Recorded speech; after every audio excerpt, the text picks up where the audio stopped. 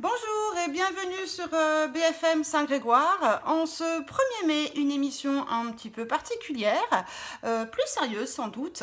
En effet, une habitante fervente lectrice nous a confié sa vision littéraire de cette période de confinement et peut-être de l'après.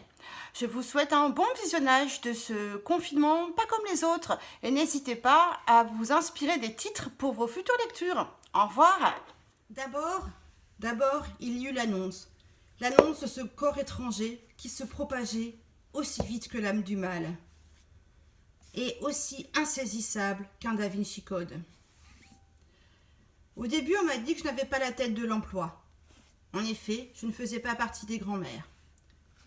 Et puis, la machine infernale s'est emballée et les lois de la gravité ont signé nos séparations et ont arrêté le temps comme une horloge sans aiguille. Dans les médias, nous avons assisté aux tribulations des caissières et des infirmières qui travaillaient comme des fourmis, non-stop, vraiment non-stop, et qui enfin ont reçu les gratitudes qu'elles méritaient enfin de tous et de toutes. Comme d'habitude, dans notre pays, il y a eu des fractures. Chacun a vu la part de l'autre. Il y a eu nous autres, et il y a eu les autres. Certains même sont fascinés par le pire. Et sur les réseaux sociaux, on a vu fleurir le club des philosophes amateurs, le club des médecins amateurs et surtout le club des scientifiques amateurs. Mais aussi des nouveaux cons. Sont-ils vraiment nouveaux? On n'en sait rien, mais en tout cas ils se montrent.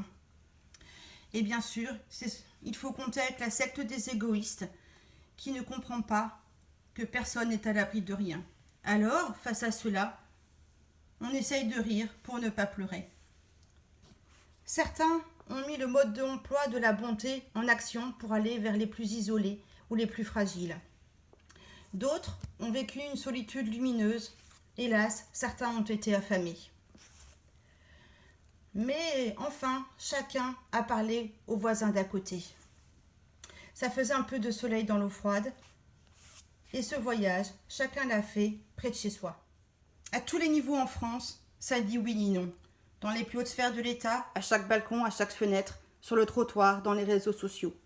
Mais n'oublions pas que nous avons un seul adversaire commun, le fameux Covid-19. Restons unis pour le combattre, car nous sommes à la lisière d'y parvenir, ou alors de tomber sur une deuxième, troisième, mais surtout pas une 7e vague. Et surtout, évitons la prochaine fois. Qui sait, dans un mois, dans un an, la fin de la nuit sera et nous offrira un brillant avenir. Chacun retrouvera cette mademoiselle liberté chérie en respectant les autres et l'environnement, car n'oublions pas que nous vivons sur un paradis juste avant liquidation. Un paradis, cette terre qui nous héberge, dont nous devons prendre soin. Et ainsi, chacun arrivera à vivre l'archipel d'une autre vie, car peut-être ce ne sera plus comme avant. Et ainsi, si chacun y met du sien, nous vivrons dans le meilleur des mondes.